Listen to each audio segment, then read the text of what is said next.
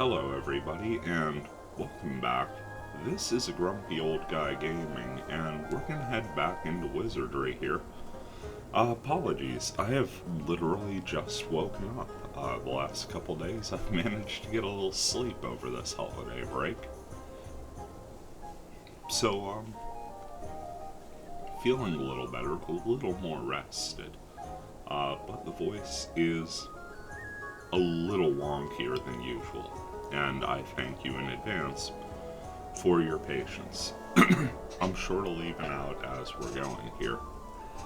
Going to head into the game today as New Year's is fast approaching, and before 2023 is out, I kind of wanted to pay off all of the prep and rescue missions that we've done so far. So let's go into the game. One thing you'll notice is I have in fact started a second save file. That's going to be a project for afterwards. But we're going to go into the AGOG game file and load it. And as you can see, we've grown considerably in gold. And visiting the tavern, you'll also see we've grown considerably in level. Cynic has actually made it all the way to the 14th level, despite having some pretty garbage saves, truth be told. So we'll grab Cynic, we'll grab Delise, we'll grab Savon. Going to leave Rose here. You'll notice a new name here, Sigrun. Dionysius sadly was claimed by the Labyrinth since our last upload, so the entire Dot Hackers team, in its original form, plus we two, was claimed by the Labyrinth or failed to be revived at the Temple of Cant. Sigrun was my attempt at recruiting.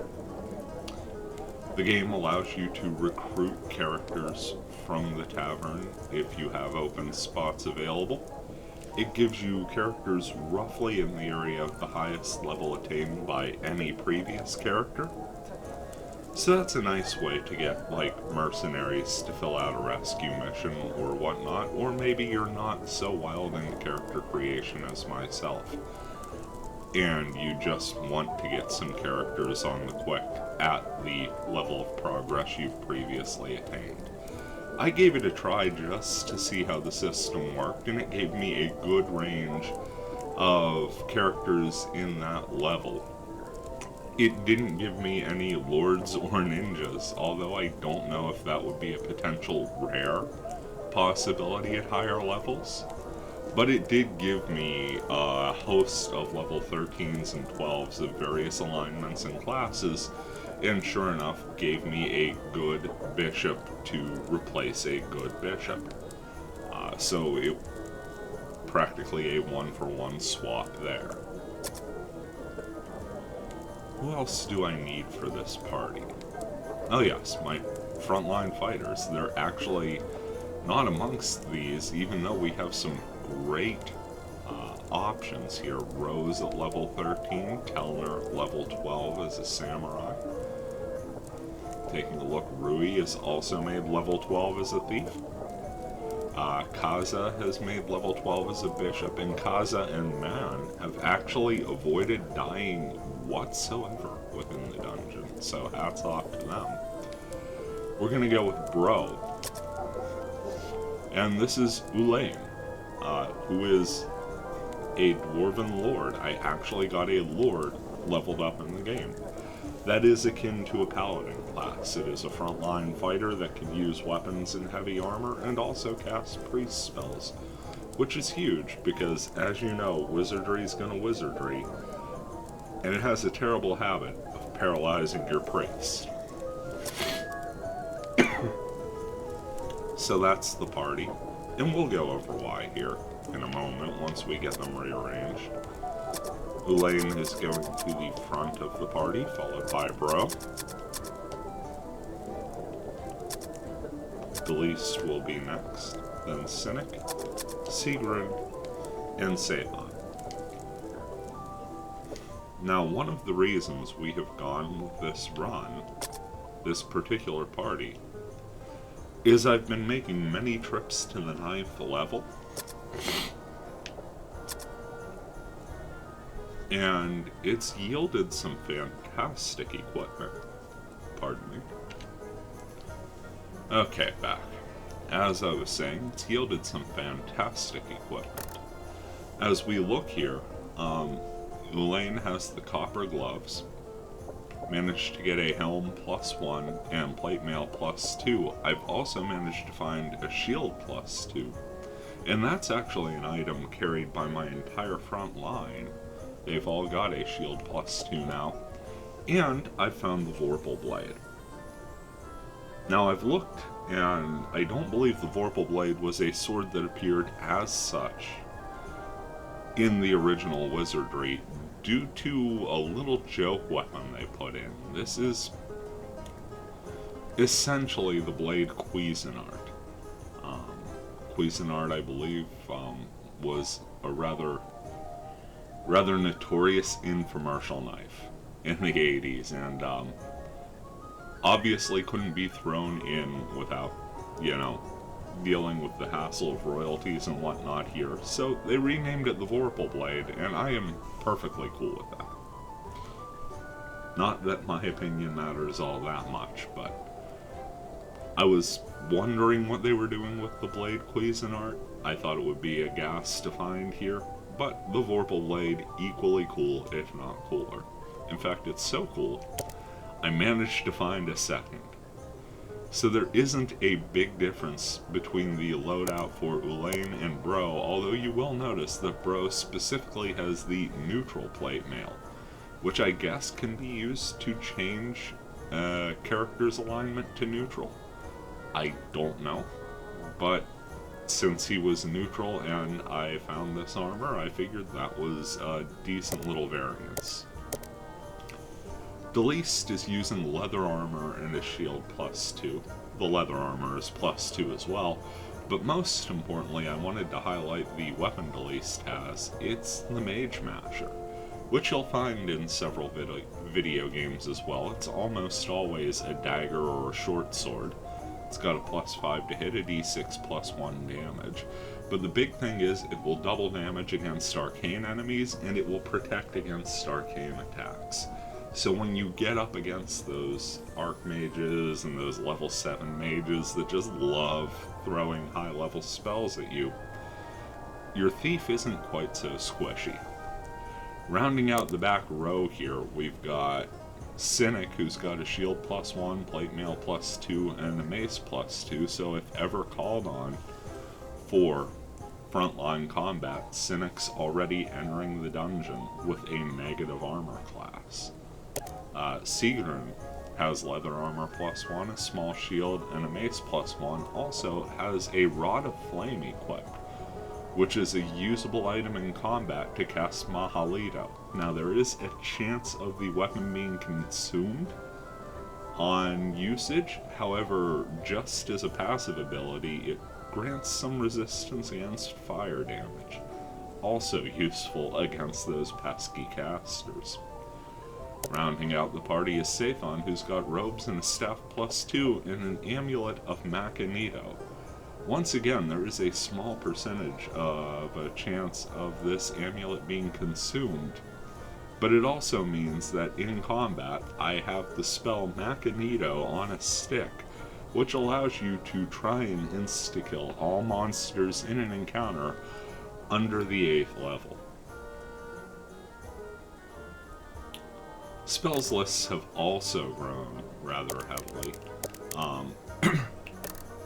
Ulaine, as a lord, can cast all the way up to the 5th level of divine spells, which means we have a shot at the life spell out of her, as well as a host of healing, and the ability to cure both paralysis and poison. Bro's got a decent allotment of the first 3 levels of arcane spells, and that may not seem like it's going to come in handy much, but every now and then there are those encounters where you'd almost rather your samurai, who's usually hitting pretty early, to be casting a Mahalito and do some board damage across a row of enemies rather than just focusing on one. Cynic has all the way up to 9th level Divine spells, which means that he's got access to Malicto, which deals 12d6 damage to all monsters in an encounter and has a pretty awesome animation as well. Also, access to the Mahdi spell, which is full heal. Sigrun, up to 3rd level Divine and up to 4th level Arcane spells. So you've got a good range of abilities there. Once again, can cure paralysis a couple times here. And Sathon has made it all the way to 9th level Arcane spells, including the legendary Tilt-A-Weight. 10d 15 damage to all monsters opposing the party. Insane power there, that I may or may not have used on the 1st level of the dungeon just for the sake of catharsis. Now, I've done more than enough rambling and stalling. Let's get into the dungeon and attempt to do something I've only done once previous, and it ended in utter disaster. Let's attempt the 10th level.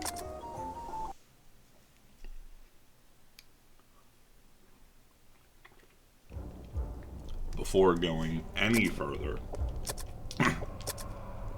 I've finally learned my lesson. We're going to cast Maporfic.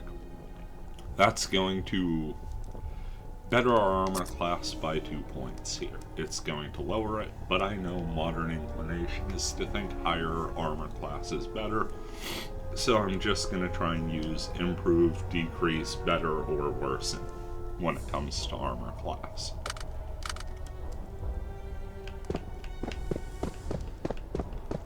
We're also not going to waste too much time here in the dungeon, which is why I felt right at home rambling as much as I did early on. Now, this group has proven to be pretty tough within the 9th level, so I'm hoping there's enough strength here to get through the 10th. The 10th floor previously I entered with the group that had previously had all of my old D&D characters like Cynic and Sathon, had Deleased as a rogue, and it also had Grumble as a dwarven fighter, and Grumble was perma-lost on the 10th floor. They got wiped but quick. Enter here, and we've got 6 level 3 ninjas. I'm not terribly worried about 6 level 3 ninjas, but we will give them their fair respect as they can insta-kill. Our front line will attack. We will throw a Bamatu. Well, you know what, let's say Bamatu. Let's do Matus from Cynic and Sigrun. And just to finish off the rest, I believe Dalto is right in the range where you don't have to worry about the ninjas surviving. As you can see, the Vorpal Edge hits for a ton. We got 99 damage out of Bro and Elaine. Poor ninjas did not stand a chance. Got a potential anti-priest spell there, trap there. Turns out it was nothing. So we pick up some gold. And, you know, this is another reason I really want the ability to look around with the right analog stick. That is a beautiful floor relief on the elevator floor that you're only really going to see from either a square back at a slight distance or when you're inspecting a chest. So let's go down to the 9th floor.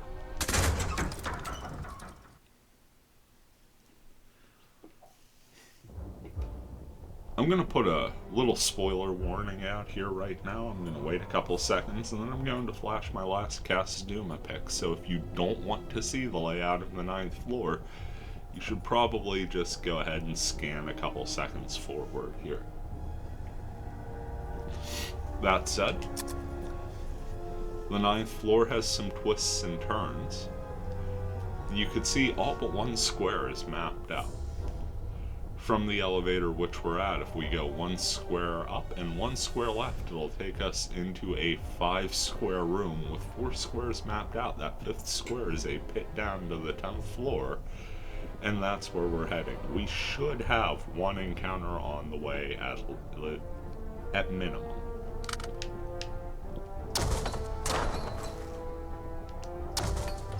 There's our encounter, and it's 5 level, let's call them 7.9 priests.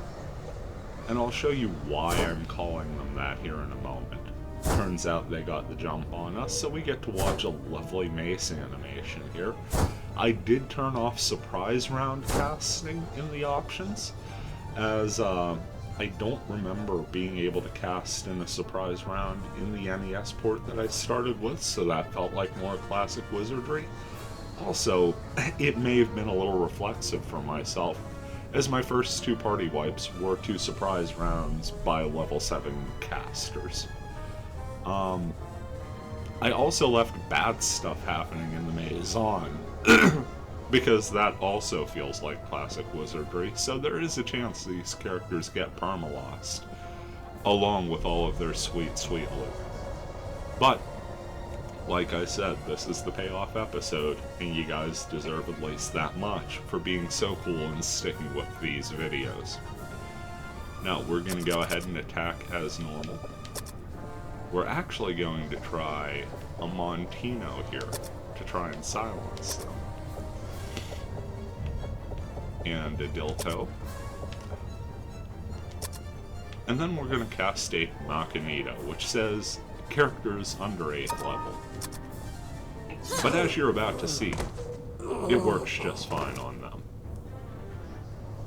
That will not work for all level 8 characters, but it will work on the priests.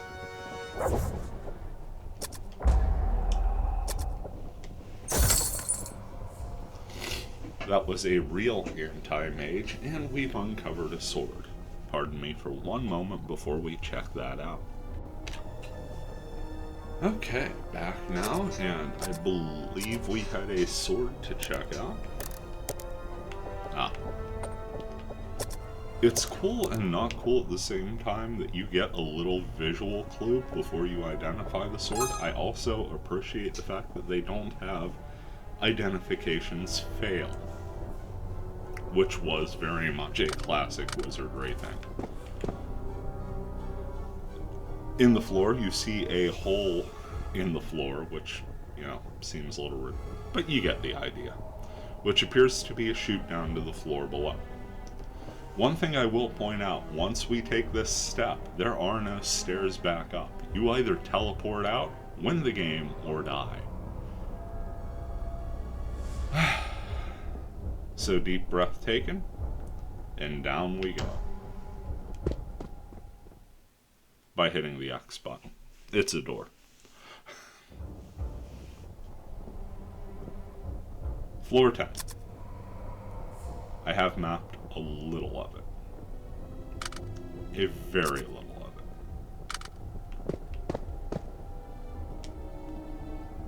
We have an inscribed message on an ornate gold plaque. It says, "Be it known that ye are trespassing on the property of the Archmage Werdna.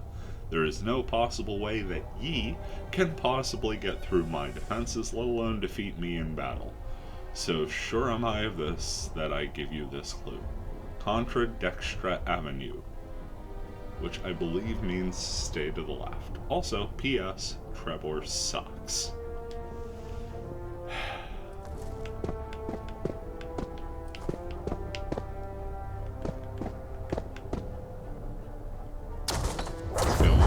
And we have an encounter. We have 2 fire giants, a priest, and an armored humanoid.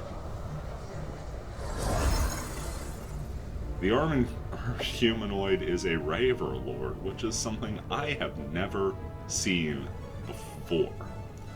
The fire giants I am not terribly worried about. The priest is something that scares me to death, as we haven't even identified them. But Elaine is getting the priest. Bro is gonna take a shot at the Raver Lord, as is the least.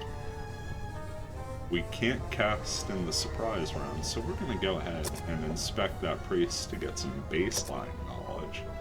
And Sigrun and Sathon are gonna try and learn more about this Raver Lord. Almost got the priest now.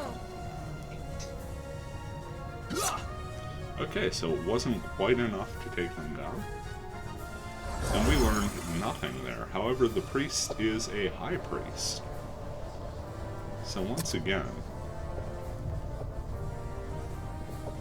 I think we're going to have Elaine attack the Raver Lord, Bro take on the High Priest, have Deleast go after a Fire Giant.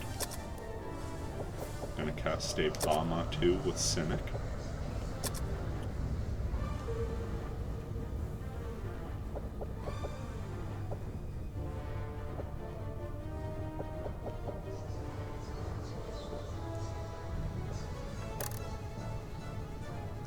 Sigrun's just gonna throw another Matu out right now. And Sathon's gonna go with a Medalto on the Fire Giants, because Ice seems like a thing that would work on the Fire Giants. Raver Lord is down, High Priest is down. So the battle's going as well as it possibly could have. Get half damage out of our Dalta. Deleast can't quite crack the armor there. And the Fire Giant hits Bro for a quality 20 damage. Let the Vorpal Swords finish that up. And the Giants stood no chance there. Picking up a good amount of experience there. Also get a trap, which Deleast identifies as a poison needle, and picks up a sword. Now, the Vorpal Edge, or Blade Cuisinart, as I pointed out, is an incredibly powerful weapon. However, it is not the ultimate weapon. The Murasama Blade, I believe, is the most powerful sword in the game. This is not it.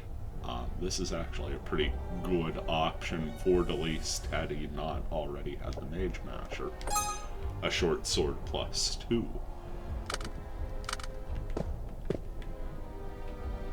Oh, I did the thing. Yeah. I was supposed to stick to the left, and I did not stick to the left.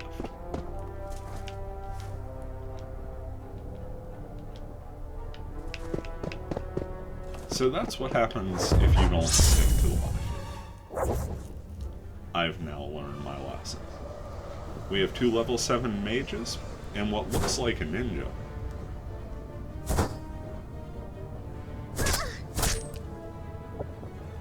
Yep, it is a Master Ninja, the one from the cutscene. And we're just gonna have to take our chances with that Master Ninja.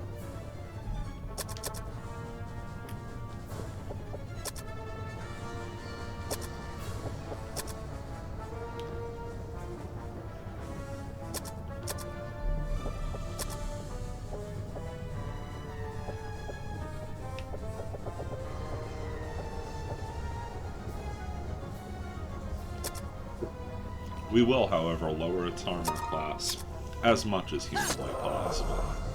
Really want to get those mages out of the way so we don't get Medaltoed.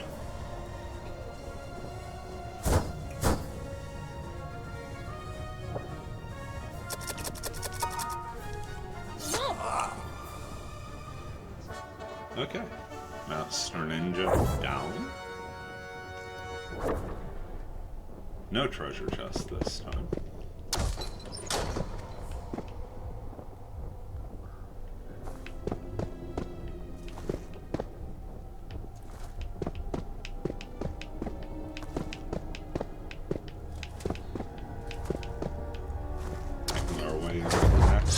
We have 2 Wills of the Wisp. enemies I've only run into in that one terrible board wipe. Gonna have the front row attack and the back row investigate.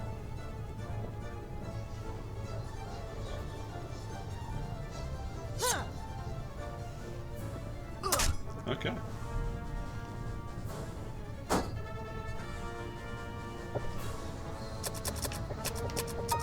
I'm imagining the armor class on these is pretty darn difficult.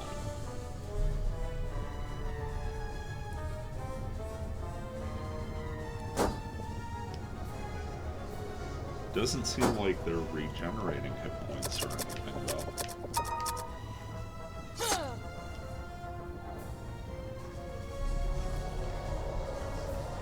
Alright.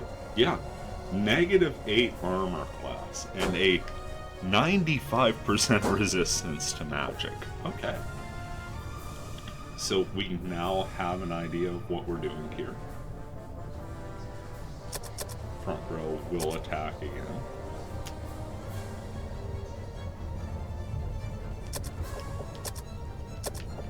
And the back row will throw out some Dilto to minimize that armor class.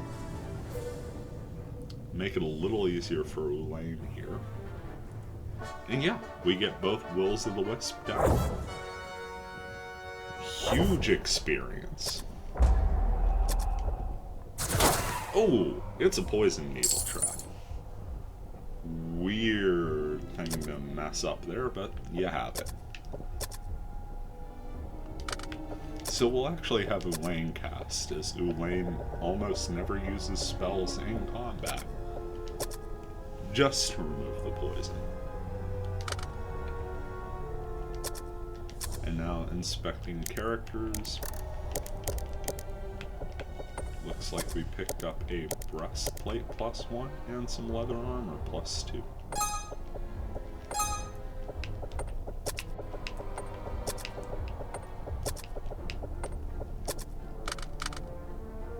Now we have to stay to the left.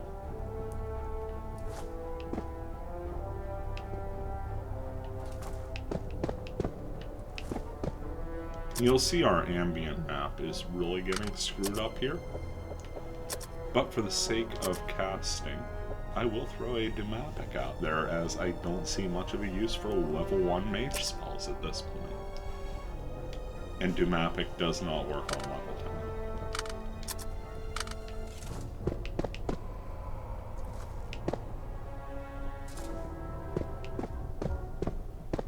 So we are literally going into this blind. We get a group of level 8 bishops that are friendly. We will gladly leave them in peace.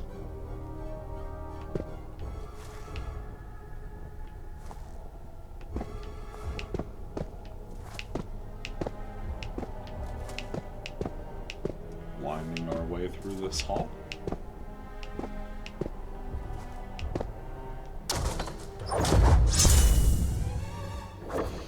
Okay, we get 3 level 10 mages.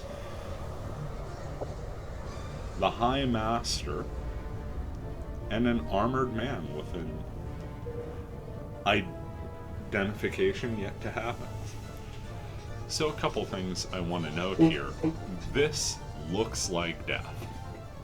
This absolutely looks like death.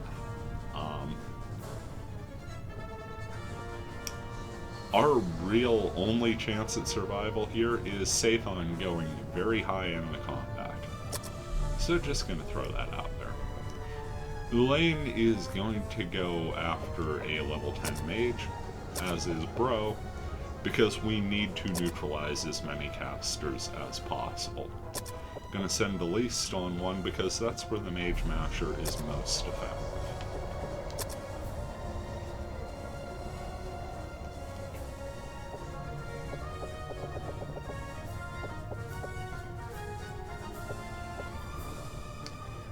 Cynic is going to try a Malikdo.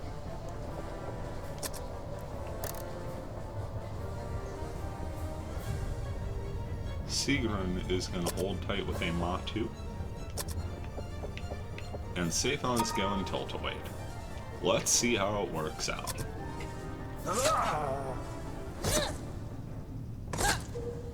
Got our casters taken care of. Well, looks like Cynic took the day and Tilt-A-Wait was a Tilt-A-Waste. But I will take over Abundance of Caution at this point. Once again, crazy experience score. Which is a shame, because at this point it's not like we're really planning on going back and leveling up. Check out our items. We got a funky looking dagger that I do believe I've seen before. And that should be a potion of Sopic. And yeah, a dagger +2. Nice little option if you're really into the dagger play. Now it said stay left before. And we did left. I'm going to try in the middle this time.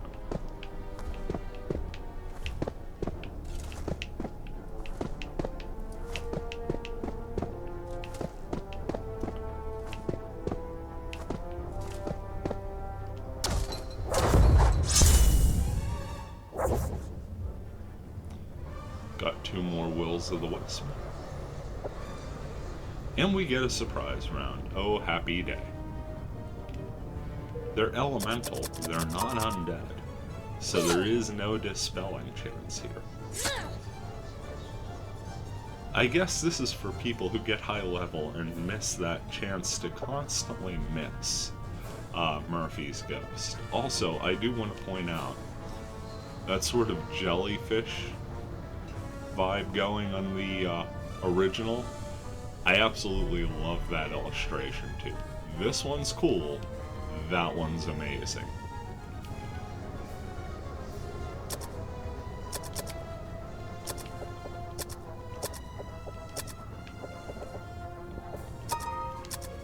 %, spell resistant. That's insane to me.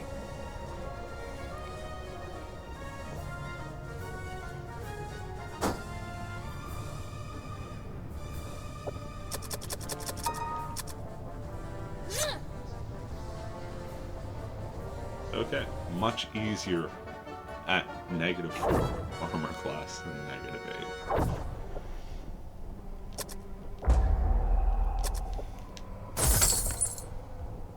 Deleased receives a staff, and Saphon receives armor. Okay. That looks like a staff +2. Yeah, chainmail +2. So we're finding good stuff. Just nothing. I'm sorry, that is a staff of Mugraf.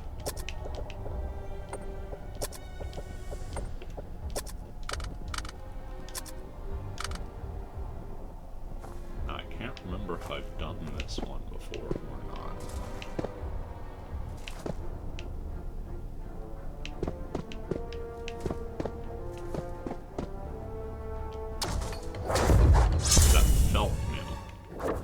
Here is a Gorgon.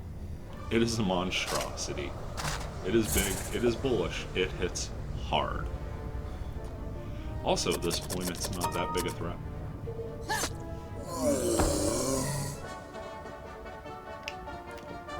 When you could stare down the bull, you know you're in a good spot.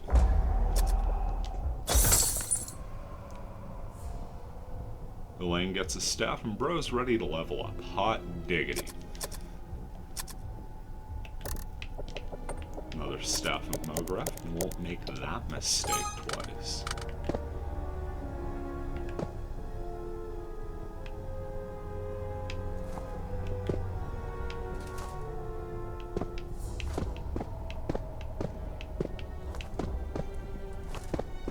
Normally I do have companion maps in the background, because I don't feel like spoilers are that big a deal in a 40-some-year-old game.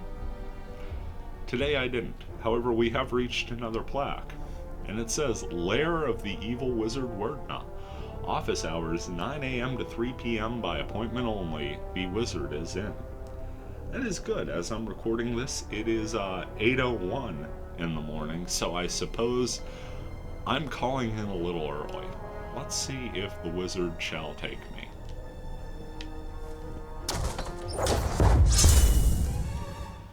I get 2 frightening creatures, followed by 1 frightening creature, followed by 1 robed man. We have some vampires, and I'm guessing that's a vampire lord, and then there is Werdna. Now I am going to waste no time here. Ulaine is going after Werdna. Bro is going after Werdna. Deleast is going after Werdna. Cynic is casting Malicto. Matu is being cast by Sigrun. And Sathon is casting Tilt-Away. Once again, initiative is going to play a huge role in us having any chance here. So deep breath, and let's watch it play out. Okay.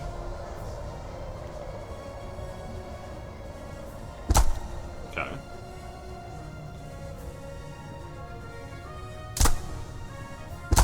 Got some real nice damage there.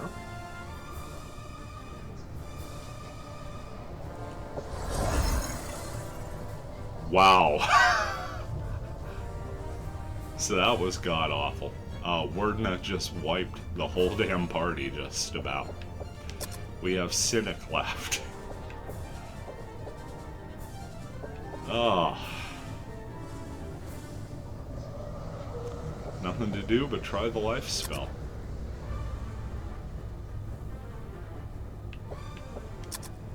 Which it's not letting me choose because you can't cast it in combat.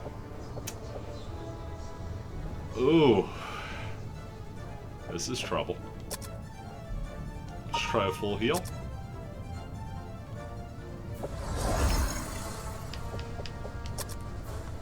Let's try a full heal.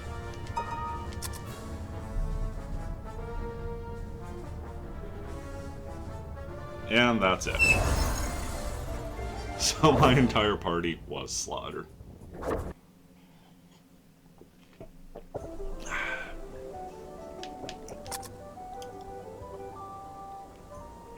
It was such a good run.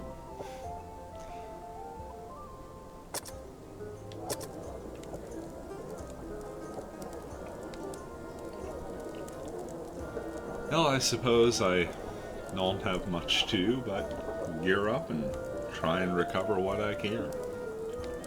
I thank you for this attempt at Werdna. As you could see, the evil wizard is no joke. Thank you for joining me in this. Thank you for checking out these Wizardry videos. I hope to have more to you soon, but I don't see much happening before the new year. So happy new year and early welcome to 2024 in advance. When we pick up next, the wizard will still be in. This has been a grumpy old guy gaming, saying thanks for watching. Take care. We'll see you around.